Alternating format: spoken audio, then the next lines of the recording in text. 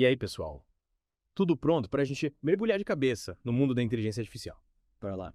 Hoje a gente vai desvendar os segredos dos agentes inteligentes, esses programas incríveis que aprendem e tomam decisões sozinhos. Isso aí. E nosso mapa nessa expedição vai ser o capítulo 2 do livro IA, uma abordagem moderna, um clássico da área. Para começar, vamos entender o básico.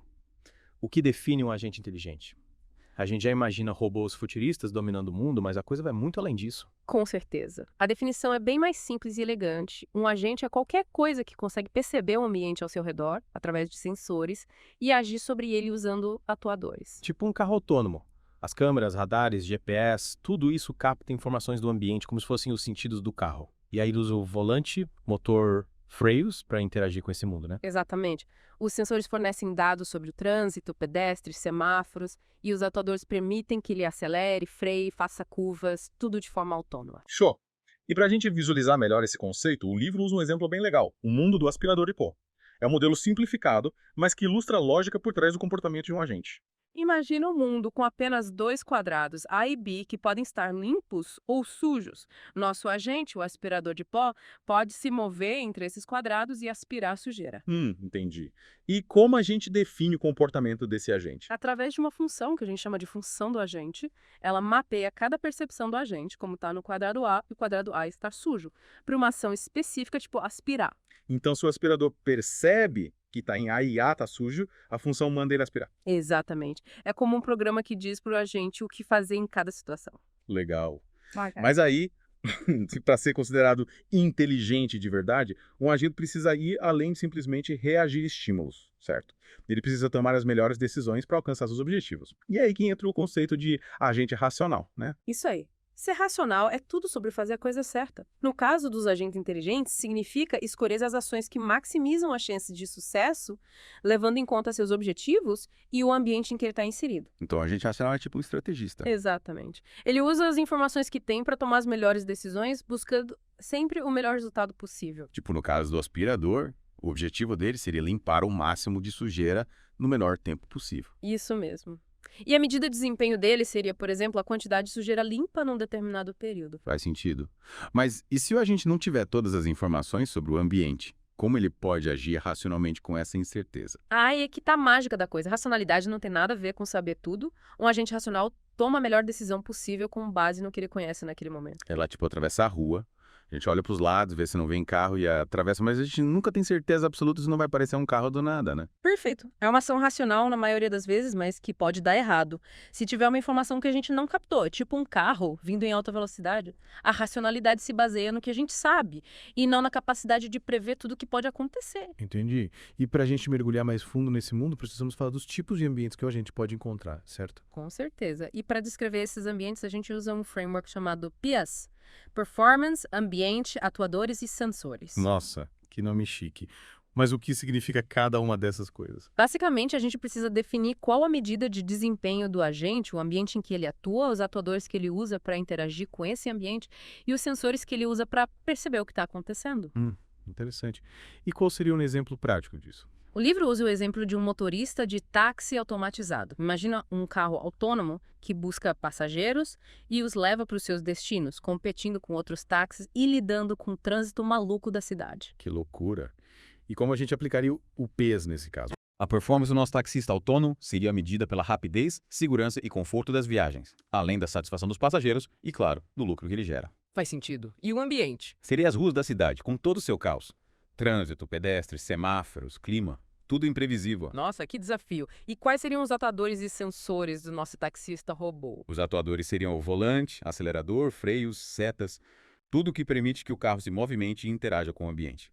Já os sensores seriam câmeras, GPS, radares, sensores de proximidade, tudo que permite que ele enxergue o que está acontecendo ao redor. Caramba, quanta tecnologia. E além desses elementos básicos, o que mais a gente precisa considerar ao analisar um ambiente? Existem várias dimensões que impactam diretamente a forma como o agente precisa ser projetado. Por exemplo, um ambiente pode ser totalmente observável, onde o agente tem acesso a todas as informações relevantes, ou parcialmente observável, onde ele precisa lidar com informações incompletas. Tipo no xadrez, o jogador vê todas as peças, mas no pôquer, ele só conhece as suas próprias cartas. Exatamente. No xadrez, o agente tem todas as informações para tomar decisões, enquanto no poker ele precisa lidar com a incerteza e blefar para conseguir o que quer. Interessante. E quais outras dimensões a gente precisa considerar? Temos ambientes determinísticos, onde o resultado de uma ação é sempre previsível, e ambientes estocásticos, onde o acaso e a imprevisibilidade dominam. Seria como comparar jogar um jogo de tabuleiro com regras fixas e resultados previsíveis, como investir na bolsa de valores, onde tudo pode acontecer, né? Perfeito. Outra distinção importante é entre ambientes episódicos, onde cada episódio é independente dos anteriores, e ambientes sequenciais, onde as decisões do passado influenciam o futuro. Tipo, num jogo de fliperama, cada partida começa do zero, mas num jogo de RPG, as escolhas que você faz no início podem ter consequências lá na frente. Exatamente. E para finalizar nosso tour pelas dimensões dos ambientes, temos a diferença entre estático e dinâmico e entre discreto e contínuo. Aí já complicou um pouco. Calma, é mais simples do que parece. Um ambiente estático não muda enquanto a gente pensa, enquanto um ambiente dinâmico muda o tempo todo, independente do agente. Então, um jogo de Sudoku é estático porque os números não mudam de lugar, enquanto o trânsito é dinâmico porque os carros se movem o tempo todo. Perfeito? E a diferença entre discreto e contínuo tem a ver com a quantidade de estados possíveis no ambiente. Um ambiente discreto tem um número finito de estados, enquanto um ambiente contínuo tem infinitos estados possíveis. Entendi. Tipo, o jogo de xadrez é discreto porque as peças só podem ocupar um número limitado de casas, enquanto o movimento de um carro é contínuo porque ele pode estar em qualquer posição dentro de um espaço. Exatamente. Juntando todas essas dimensões, a gente consegue ter uma ideia da complexidade do ambiente e dos desafios que o agente precisa superar. Uau, quanta coisa. Mas agora que já exploramos os tipos de ambientes, como a gente pode entender a estrutura desses agentes inteligentes? O que compõe o cérebro por trás de suas ações? A estrutura de um agente é definida pela sua arquitetura, que determina como ele processa informações e toma decisões. E a gente vai explorar essa estrutura fascinante no nosso próximo bloco. Fiquem ligados. E aí, pessoal? De volta para nossa aventura no mundo da inteligência artificial. No bloco anterior, a gente desvendou o conceito de agente inteligente, explorou os tipos de ambientes que ele pode enfrentar e até deu uma olhada nos elementos que compõem a sua estrutura. A gente viu que não é só robô futurista que pode ser considerado um agente, né? Um simples aspirador de pó já pode ter características de inteligência, dependendo de como ele é programado. Exato. E é nesse ponto que a gente vai se aprofundar agora como esses programas de agente funcionam na prática. A gente começou falando daquela abordagem super básica, o Table Driven Agent, que usava uma tabela gigante para mapear cada percepção a uma ação. Sim, lembro. Mas você disse que essa abordagem era meio inviável no mundo real, né? Porque a tabela teria que ser absurdamente grande para dar conta de todas as situações possíveis. Isso mesmo. Imagina um agente controlando um carro autônomo. Ele teria que ter uma tabela com zilhões de entradas, considerando todas as combinações de semáforos, pedestres, outros carros, condições climáticas. Seria um pesadelo para programar e manter. Nossa, ainda bem que a IA evoluiu bastante desde então. Você mencionou os agentes reflexivos simples que tomam decisões baseadas apenas na percepção do momento, certo? É isso aí. Eles são como autômatos, seguindo regras pré-definidas, tipo sim, sim, então. Por exemplo, se o semáforo estiver vermelho, então pare. Simples e direto. Ah, entendi. Nesse caso, o agente não precisa guardar um histórico do passado, ele só reage ao que está acontecendo agora. Parece eficiente para situações simples, mas será que funciona em cenários mais complexos? Aí é que está o problema. Essa simplicidade pode ser um problema em ambientes mais dinâmicos. Imagina nosso agente reflexivo controlando um aspirador de pó. Se ele se deparar com um canto, pode ficar preso num loop infinito, indo e voltando sem conseguir limpar o resto do cômodo. Faz sentido. Ele precisa de algum tipo de memória ou mapa interno para navegar de forma mais inteligente. Exatamente. E é aí que entram os agentes reflexivos baseados no modelo. Eles conseguem manter um estado interno que representa aspectos do mundo que não estão diretamente visíveis no momento, como um mapa mental que os ajuda a se localizar e a tomar decisões mais eficientes. Seria como se o aspirador de pó tivesse um GPS interno, permitindo que ele explorasse o ambiente de forma mais estratégica, né? Perfeito. Ele usa esse modelo interno para tomar decisões mais inteligentes, considerando não apenas o que está percebendo no momento, mas também o que sabe sobre o mundo. E como esse modelo interno é criado e atualizado, ele já nasce com a gente ou é construído ao longo do tempo? Ótima pergunta. Esse modelo é construído e refinado ao longo do tempo, através da experiência do agente. Ele se baseia em 2 componentes principais. Um modelo de transição, que descreve como o mundo evoluiu ao longo do tempo, e um modelo de sensores, que traduz as leituras dos sensores em informações sobre o mundo. Então, no caso do carro autônomo, o modelo de transição descreveria como a posição dos outros carros muda com o tempo, e o modelo de sensores interpretaria as imagens das câmeras para identificar objetos na pista, né? Exatamente. Com essas informações, o agente consegue ter uma representação mais completa e precisa do ambiente, o que permite que ele tome decisões mais eficazes e seguras. Mas e se o agente tiver um objetivo específico, como chegar a um destino, como ele sabe quais ações tomar para alcançar esse objetivo, ele simplesmente reage aos obstáculos ou traça um plano. Aí entram os agentes baseados em objetivos. Eles não apenas reagem ao ambiente, mas também agem proativamente para atingir um objetivo pré-definido. No caso do nosso carro autônomo, o objetivo seria chegar ao destino definido pelo passageiro. Então, em vez de apenas desviar de obstáculos, ele usa o objetivo como um guia para suas ações. Exatamente. E para encontrar o melhor caminho até o destino, ele utiliza algoritmos de planejamento que analisam as informações do ambiente, as restrições e o objetivo para traçar a rota mais eficiente. Mas e se houver vários caminhos possíveis para chegar ao destino? Como a gente escolhe o melhor? Tempo, distância, segurança, são muitos fatores a serem considerados. E é aí que os agentes baseados em utilidade demonstram sua inteligência. Eles vão além de simplesmente encontrar um caminho até o objetivo, eles buscam o melhor caminho, considerando diferentes critérios e suas respectivas importâncias. Seria como ter um sistema de navegação super inteligente que, em vez de apenas te levar do ponto A ao ponto B, te oferece diferentes opções de rota, considerando tempo, distância, consumo de combustível, pedágios e até mesmo a beleza da paisagem. Perfeito. Eles usam a função de utilidade para atribuir um valor a cada estado do mundo, permitindo que o agente faça escolhas racionais, ponderando os diferentes fatores e suas implicações. Então, a utilidade seria como uma forma de quantificar a felicidade do agente em relação a cada possível estado do mundo, permitindo que ele tome decisões que maximizem essa felicidade, né? Exatamente. A função de utilidade é o que guia o agente em direção à melhor solução, considerando todos os fatores relevantes e suas nuances. Mas e o aprendizado?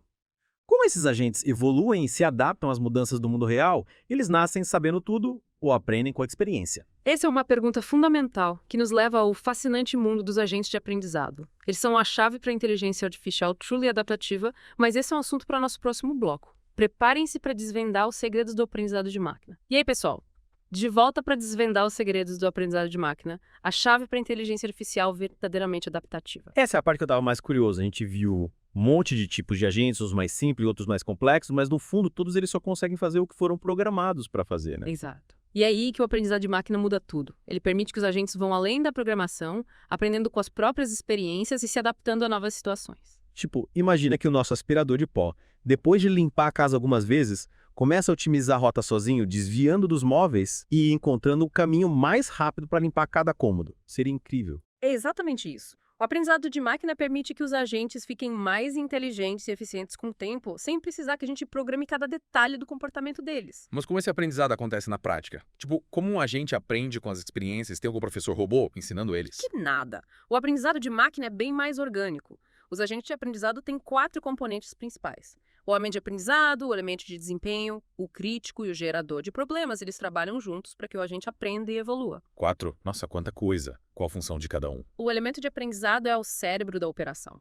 Ele analisa as experiências do agente, identifica padrões, ajusta o comportamento e busca novas estratégias para melhorar o desempenho. É como se fosse um cientista que observa, experimenta e tira conclusões com base nos resultados. Entendi. E o elemento de desempenho?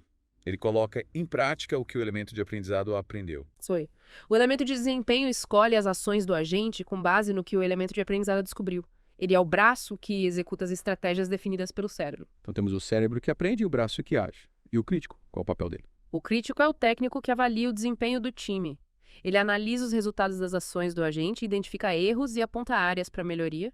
Esse feedback permite que o elemento de aprendizado ajuste as estratégias e a gente continue evoluindo. Ah, entendi. Ele é tipo um treinador que acompanha o desempenho do atleta, identifica os pontos fracos e ajuda a melhorar. E para fechar o time, temos o gerador de problemas. Para que ele serve? O gerador de problemas é o explorador, o aventureiro. Ele propõe novas ações, coloca o agente em situações desafiadoras e o incentiva a sair da zona de conforto. Isso garante que o agente continue aprendendo e se desenvolvendo, mesmo quando já está mandando bem. Então ele é tipo um personal trainer, que coloca o agente para suar e sair da rotina. Que time incrível! Esses 4 componentes trabalhando juntos explicam como o agente pode aprender e se adaptar a ambientes complexos, encontrando soluções novas para problemas que a gente nunca imaginou. Exatamente. E essa capacidade de aprendizado é o que torna a inteligência artificial tão poderosa e com tanto potencial. As máquinas podem ficar cada vez mais inteligentes, autônomas e capazes de resolver problemas complexos do mundo real, sem precisar que a gente explique tudo tintim por tintim. Cara, essa viagem pelo mundo dos agentes inteligentes foi demais. A gente começou com conceitos básicos, tipo a definição de um agente e os tipos de ambiente, e chegamos até os mecanismos de aprendizado que permitem que as máquinas evoluam sozinhas. E isso é só o começo. A inteligência artificial é um campo gigantesco, em constante evolução. Tem coisa nova pipocando todo dia.